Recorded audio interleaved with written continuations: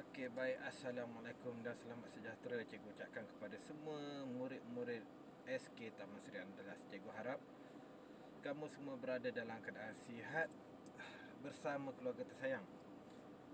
Hari ini cikgu terpaksa live dalam kereta sebab cikgu ada urusan di klinik. Tak apa, pembelajaran tetap diteruskan. Okey, baik. Cikgu nak imbas kembali tajuk pada minggu lepas. Kamu ingat lagi tak? Asas benda hidup dan bukan hidup.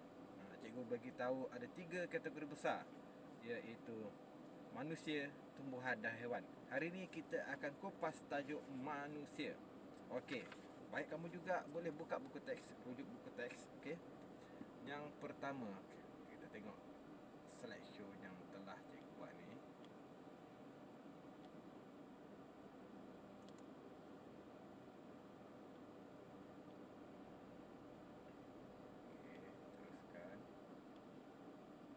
Baik.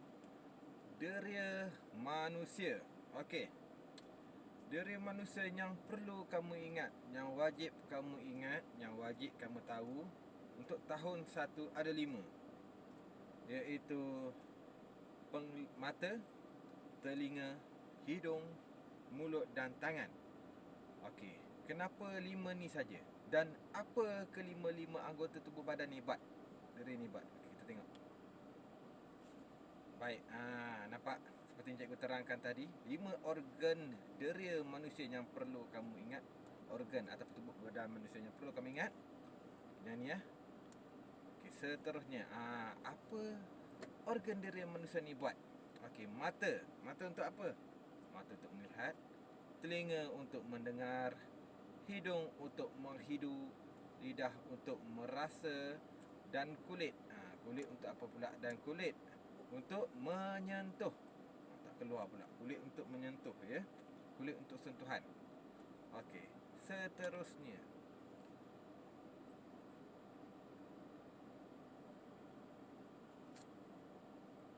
Okey, seterusnya cikgu nak keluar sedikit. Kita mengelas. Okey, mengelas untuk apa? Kita akan mengelas untuk pusingkan sedikit kamera.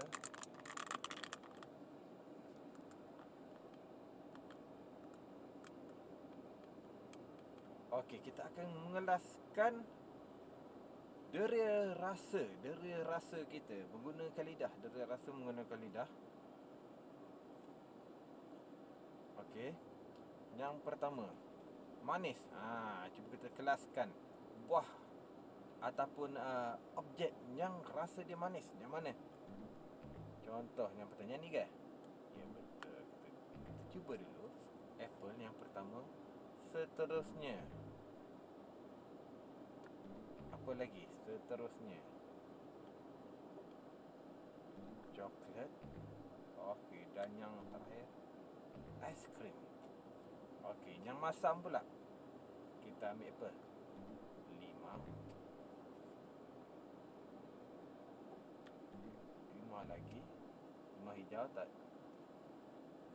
Dan ni asam. Okey.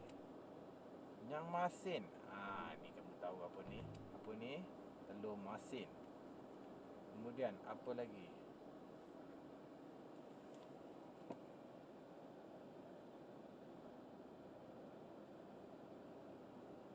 Ini. Dan juga ini.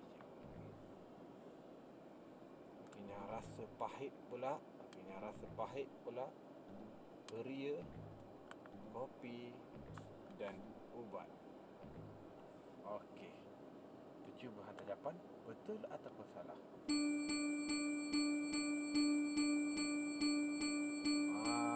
Semua betul. Kamu boleh tengok jawapan-jawapan untuk deria rasa.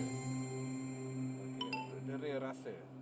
Kamu boleh nampak dalam internet pun, kamu boleh cuba. Banyak sekarang ni dalam internet. Okey. Sekarang cikgu nak terangkan lagi mengenai tajuk kita yang kita belajar tadi. Okey. Seterusnya, tadi kita bercerita tentang deria manusia, iaitu pendengaran, penglihatan. Pendengaran guna apa? Pendengaran guna telinga, penglihatan guna mata, lidah deria rasa, hidung bau, dan tangan kita sentuhan. Okey, tengok situasi dalam gambar yang cikgu tunjukkan ini. Kau nampak kan? Okey, keadaan dia apa ni? Keadaan dia gelap. Okey, dia meraba-raba mencari sesuatu. Bayangkanlah rumah kamu mula-mula cerah, pada waktu malam mula cerah, tiba-tiba blackout. Bekalan elektrik terputus. Tiba-tiba terputus. Apa yang perlu kamu buat? Deria apa yang mula-mula sekali yang perlu kamu gunakan? Ya, deria sentuhan, menggunakan tapak tangan kita. Apa gunanya deria sentuhan tu? Untuk mencari apa? Lampu suluh. Okey, betul. Deria sentuhan. Takkanlah kamu nak guna hidung pula deria bau mencari lampu suluh. Lampu suluh ada bau ke? Okey, tak apa. Seterusnya. Okey, turunkan sedikit. Nampak ni tak nampak. Okey. Seterusnya untuk mata pula, deria penglihatan. Okey, apabila suatu deria tidak berfungsi dengan baik, kamu masih boleh menggunakan deria yang lain untuk memerhati. Apa maksudnya? Maksudnya contoh adalah mata. Okey, katalah kamu rabun. Apa itu rabun? Rabun tu kamu tidak nampak jelas. Okey, objek dengan begitu jelas. Bila objek tu tersebut jauh sikit ke, jauh banyak ke, kamu tak nampak dengan jelas. Kamu tak boleh baca dengan jelas. Okey. Jadi alat untuk membantunya apa dia? Cermin mata. Alat bantu yang digunakan untuk melihat apabila mata tidak dapat melihat dengan jelas. Cermin mata. Macam mana nak dapat cermin mata? Macam mana kita nak tahu ketebalan cermin mata?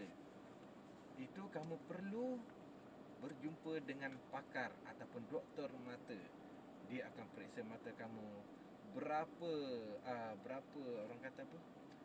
Berapa ketebalan cermin mata, kaca cermin mata yang perlu kamu pakai untuk membolehkan kamu melihat dengan jelas.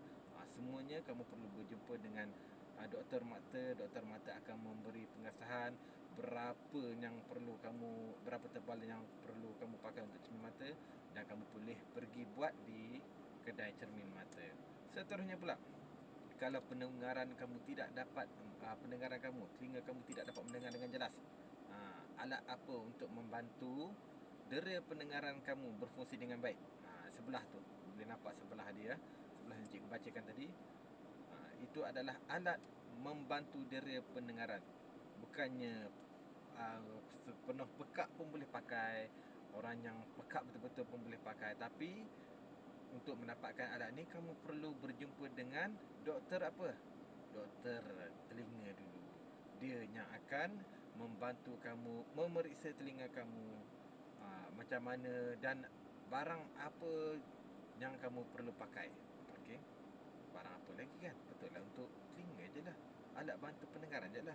Takkan nak pakai spek mata pula kat telinga kan? Okey. Seterusnya, kita ingat semula. Dah nak habis pun tajuk manusia. Tajuk manusia ni tak banyak. Tajuk manusia ni sedikit sahaja. Okey, kita ingat semula, kita ulang kaji sedikit. Bahagian tubuh manusia yang mempunyai deria. Mata untuk deria penglihatan, telinga untuk deria pendengaran, lidah untuk deria rasa, hidung untuk deria bau, dan kulit untuk deria sentuhan. Deria dapat digunakan untuk mengenal pasti dan mengelas objek. Cermin mata ialah alat yang dapat membantu deria penglihatan yang tidak berfungsi dengan baik. Okey, yang ni cikgu tangkap gambar, cikgu kupas daripada buku teks. Cikgu lebih sukakan merujuk buku teks sebab buku teks ni semua ada. Kalau buku tambahan yang lain boleh juga guna, tapi tak semuanya mampu beli. Okey, jadi cikgu lebih sukakan menggunakan buku teks. Nak rujuk Jepang, gunakan buku teks.